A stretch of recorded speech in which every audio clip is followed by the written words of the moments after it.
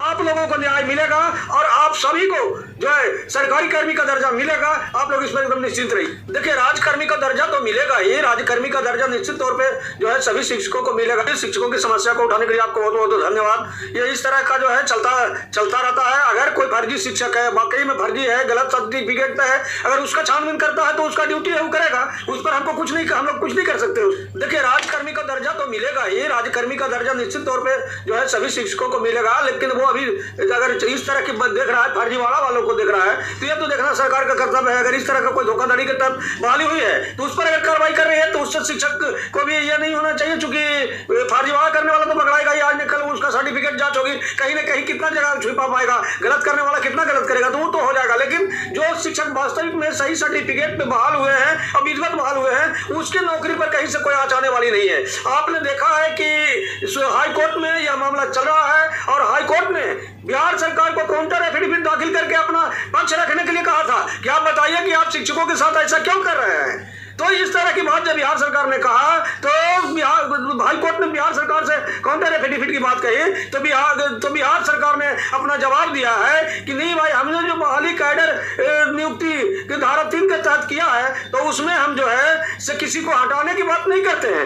हमारी केवल एक योजना थी कि जो शिक्षक इस पात्रता परीक्षा को पास करेगा तो उसको हम जो है राजकर्मी का दर्जा देंगे और जो नहीं पास करेगा वो जैसे नियोजित है वैसा ही रहेगा। लेकिन सवाल यहाँ पर उठता है कि जब जो है equal pay for equal work की व्यवस्था है, वैसी स्थिति में सरकार यह भी नहीं कर पाएगी। और हमको निश्चित तौर पे मैं शिक्षकों को कहना चाहूंगा कि आप लोगों को न्याय मिलेगा और आप सभी को जो है सरकारी कर्मी का दर्जा मिलेगा। आप लोग इस पर एकदम निश्चिंत रहिए। न्यायालय के सामने जो भी चलता है विधि का शासन चलता है और विधि के अनुसार इनकी बहाली हुई है तो अब तो विधि के अनुसार ही इनको आप हटा सकते हैं। तो विधि में कहीं ऐसा व्यवस्था नहीं है कि आप जिसको बहाल कर दिया, जो आपके यहाँ कार्य कर चुका है और उसको आप हटा दीजिए। तो बिहार सरकार किसी कीमत पर इसको हटा तो सकती नहीं है। और जो बहाली की प्रक्रिया पूरी हुई थी उससे भी एकदम स्पष्ट था कि इन लोग को हटाना किसी कीमत पर भी नहीं हटाया जा सकता है। मात्र इन लोग परीक्षा लेने की जो ये सब परिपाटी अपनाया है वो तो बिल्कुल गलत है। तो हम कई बार आपको कह चुके हैं कि इस तरह की सक्षमता की कोई परीक्षा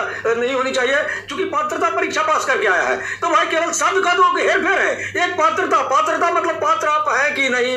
तो जब हम पहले ही पात्र थे तो अब असक्षम हम कैसे हो सकते हैं। इसलिए ये जो है सक्षमता परीक्षा जो है वो अपने आप में गलत है। और यह जो है से जो दिए हैं या नहीं परीक्षा में शामिल हुए हैं, जो शामिल हुए हैं शिक्षक या जो नहीं भी शामिल हुए हैं, इससे उस पर कोई फर्क नहीं पड़ेगा, उनकी नौकरी पर कोई फर्क नहीं पड़ेगा और उनको जो है वही लाभ दिया जाएगा जो शामिल हुए इस परीक्षा में। उनको भी एग्जाम का भी हाईकोर्ट का कोई भी हाईकोर्ट ही नहीं कानून बनाया है। Equal pay for equal work हमारा संविधान में ही जो है वर्णन है और हाईकोर्ट उसकी व्याख्या करती है। और जहां भी इस तरह की बातें आती है, इस तरह का जिस यूनियन के द्वारा भी जिस नौकरी पेशा वालों के लिए जब भी यूनियन वाला लड़ता है तो equal pay for equal work के लिए लड़ता है। तो भाई वर्क अगर एक है तो पे भी एक होगा। तो ऐसी परिस्थिति में हाईकोर्ट से पूरा इनको लाभ तो मिलेगा ही। और जो नियमावली है, जो कानून है, उसके मुताबिक भी सभी शिक्षकों को जो है राजकर्मी का दर्जा मिलेगा और निश्चित रूप से मिलेगा, क्योंकि ऐसा संविधान में ही वर्णित है कि equal pay for equal work, कि समान कार्य के लिए समान वेतन देना है। तो ऐसी परिस्थिति में जब दोनों शिक्षक एक ही काम करेंगे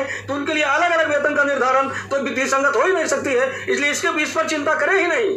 केवल शिक्षकों को यह है कि सब संगठित रहें, क्योंकि संघ है शक्ति कलयुग में संगठन में ही शक्ति है। आप संगठित रहेंगे, सरकार आपकी बात को मानेगी। और जहां तक हाईकोर्ट की बात है तो हाईकोर्ट तो कानून पहले ही से बना रखा है कि भाई समान कार्य के लिए समान वेतन देना है आपको, इसलिए उसमें कहीं से कोई दिक्कत आपको होने वाली।